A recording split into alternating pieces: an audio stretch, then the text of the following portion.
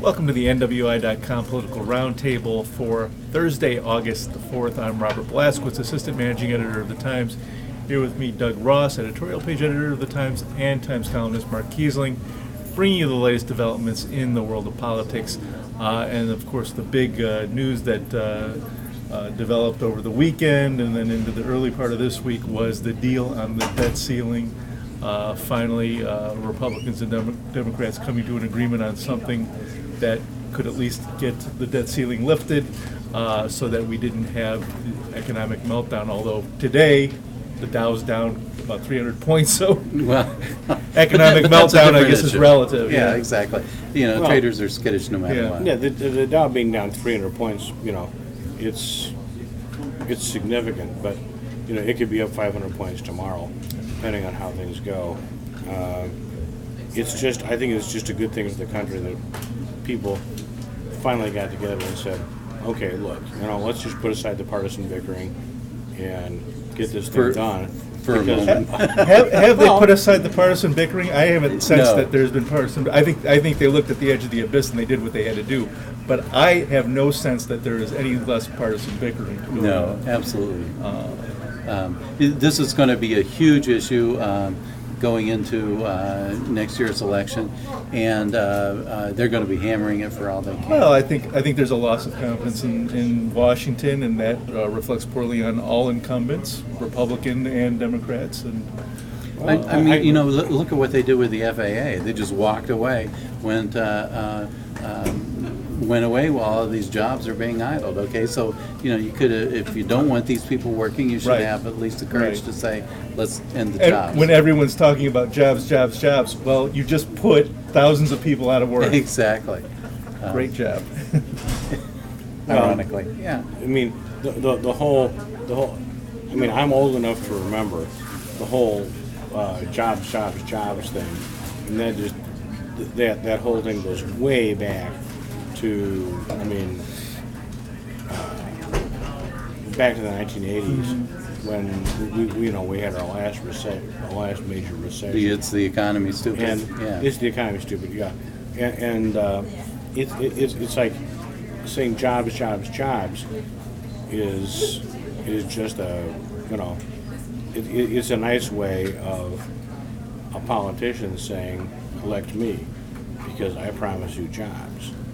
And nobody can promise jobs. And frankly, people can promise jobs. You can spend money, you can do infrastructure spending, and create jobs. But where's the money come from, Robert? Well, the money's borrowed, obviously, but we have historically low interest rates where you can't. If there's any time to borrow to jumpstart the economy, it's this time, even though you are at a deficit. So there is that argument that you can start creating momentum in the economy, doing some short-term spending, doing some infrastructure, and the stimulus, don't forget, was a third tax cut, so it really wasn't this all spending stimulus. I'm not sure you want to return to the Franklin Roosevelt era, where you created jobs for the sake of jobs. He did what he had to do because he was in a true depression. We're not in a true depression. People need to realize that when Franklin Roosevelt became president, 25% of the American population was out of work, and that was 25% of the male population. Women were not even counted in that. So you look at today, and it's nothing compared to what he was facing. Absolutely. Although back then a lot more of the Americans were on farms, and so they were able to raise their own food rather than now. You're going to feel it more. Except Doug, a lot of the farmers did not own their own farms, and the banks foreclosed on the farms. And there's the great scene in the movie Bonnie and Clyde, where Clyde and Bonnie pulled up to the farm, and there was a sign saying that it had been foreclosed on by the bank, and Clyde just handed the farmer his pistol, and the guy took the pistol and shot the sign and handed it back to Clyde. He said, "Thank you." So there you go. We've gone from Congress to Bonnie and Right, Clyde. right. Well, let's shift gears a little bit. Let's talk about Maybe Congress needs a little Bonnie and Clyde. yeah. Let's talk about the political races that are shaping up, particularly for the statehouse, Doug. Some interesting things going on with the recent redistricting that placed some representatives in the same district. What do you kind of see going Well, on and, there? and, you know, here are their choices. They're either going to make a gentleman's agreement or a ladies' agreement in one case that hey, I'm going to retire from the legislature. I've been there a long time. You run instead of me, which I don't really see. Or one of them's going to have to move to a different district. Or the other thing that could happen is they run and one loses. Yeah. Well, now, do you see any movement in this gentleman's agreement, ladies' agreement, where I will step down and you can step in? I haven't seen any evidence of that yet. No, I want to throw in something we talked about a little earlier today. Let's throw Lake County Assessor Hank Adams into the mix. Okay. The rumor is, and I'm destroying one of my columns, but the rumor is that Hank is not going to run for another term as assessor, and that he may go on to look to a House seat. Well, now, the rationale for that would be that, a Republican getting elected to countywide office as being assessor in Lake County is a fluke. And Well, yeah, it's about the equivalent of a UFO landing in your front yard and having someone come out and perform surgery on you. well, so he would run for the legislature. There's some other names that I've talked about, and the 12th and 15th districts are the hottest ones for this, I think. And some of the other names I've heard are familiar names. Mark Leva could even run in the 12th district, I've heard, which would be interesting because they dumped a whole lot more Democrats into Pete Blaszkiewicz congressional district, and so that's a Democratic district for. Yeah. Despite 10 the years. constant emails we get from the NRCC that Yeah, again, trying to Well- slide Viscosky, I mean, they're not going to be able to No. answer. There's not always a the chance. question as to whether how much longer Viscosky's going to run. He's been in there over a quarter of a century, and there was a couple of up and coming names, which are not Mark Leva, that are looking to take over his Democratic seat. Democratic names. Right, Democratic Right. names, exactly. Mark Levitt's a Tea Party And- organizer, so he's a hardcore Republican. Right. Well, I mean, I don't even. I'm not even sure the Tea Party people are hardcore Republicans. I mean, you look at people. You had the Dan Dernalk, Eric Krieg race. Dernalk is one of the names, for instance, that I've heard as Well, a Krieg, possible candidate. Krieg was kind of Right. a Tea Party, individual, a little bit, off the radar. But Dernalk seems to be a capable possibility. Yeah, I have no problems with him. So, he might choose to leave the Lake County Council and seek higher office. But why would he do that? I mean, why would you do that when the chances of your obtaining that office are fairly slim? Then you're nowhere. You're back to nowhere. Yeah, well, You're not even on the Highland Town Council anymore. Yeah, it's kind of Not that that's but, bad. but but he I won mean, election last year to the county council, so that seat's a 4-year seat. So he could run next year and keep his seat on the county council as a backup if he doesn't win the legislative race. Well, next topic we wanted to talk about was the Porter County Animal Shelter. They had some issues with the heat earlier this week with complaints about the animals being too hot. They had air conditioning issues. They brought in new air conditioners, cooled the animals down. Now temperatures have moderated, but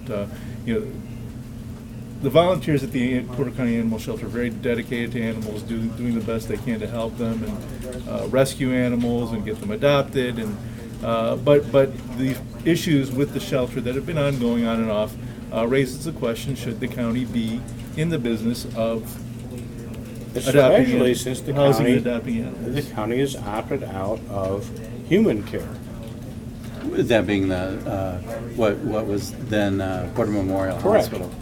Changed its name to Porter, and it's a hospital formerly known as Porter Memorial, whatever you want to call it. It's sort of like Prince. It's the- Yeah, exactly. our It's own a symbol local now. Prince. And now is unveiling its new hospital, well under construction in the Chesterton area. The thing with the animal shelter is that there's a competing group. There's Lakeshore Paws is the other group that is fairly new, but having pretty good success in adopting out animals. And so they're looking at a shelter of their own within the next year or two. So here's an opportunity to say, you know what, we've had all this turmoil with animal shelter employees, directors and so forth over the years. There's, that's ongoing now. Now, is it politics, getting in the way? Is it, bad management at the shelter or at the commissioner's oversight? Honestly, I don't know. Or do we just have too many darn animals that are not being cared for in this economy? Figures show that, as the economy tanks, a lot of people take their dogs, cats, whatever, put them by the side of the road. Now, I'm not a big fan Or of that, to the shelter. obviously. Or to the, well, if they're fortunate, they take them to the shelter. Right. If they're not, it's just like, you Sorry, around, Fido, you've been open the laid door, off. Yeah. out you go. And a lot of this Good luck is, with catching mice, a lot of this I think is driven by foreclosures. You get kicked out of your home, and so you now we're go back to to Bonnie an and Clyde. apartment or you go to a family that just doesn't have room for an animal, or perhaps the apartment management doesn't allow Doesn't an allow animal. animals. Yeah. Whatever. And if you're already sponging off somebody, family or whatever, then do you say, too bad, you got to take Yep. care of my animals as well? That's Right. pretty hard to do. Yeah. So it's a tough one, but here's an opportunity to let Porter County get out of this line of work and just be done with it. Keep the law enforcement aspect Keep of the it. Give animal it to control. Well, an animal, you've got an Exactly. animal, yeah, right. Exactly. Obviously, You there's still animal need control. that. Have that done by the sheriff's department or whatever, and just get out of the Now, is that done business. by the sheriff's department, or is that an independent department? Well, I think it's an independent department, but if you get rid of that department, in terms of housing animals, then, do you really need a separate department to do that, or do you streamline while you're in the Possibly. process? So Animal control is a tricky thing, it is. It is. because people, I'll tell you what, People control is a tricky thing. people, but People are passionate about animals. That's- and If there's any no, stories that I- get more you're reaction, absolutely- they're animal you're stories. absolutely that are right, in the paper. Robert. If Yeah. you want to get reaction, write about gun control, abortion, or Yeah. animals. Yeah. And if you get a story that involves all three, you If hit you the get, trifecta. well, it's like the famous National Lampoon cover that had they had the guy with the gun to the head of the dog and said, buy this magazine or we'll kill the dog. That was back when they were on very shaky financial ground, and it became one of the most popular covers because people related to it. It's like, no, we don't want to kill the dog. We'll buy the stupid magazine, Right. Yeah. Well, we're not going to kill any animals here, but we do No thank animals you. were harmed in the We- making of yeah, this. we Thank you. I was just going to say that. We do thank you for watching, Well, it's and nice to we be hope here. you'll join us next week with another edition of the Political Roundtable.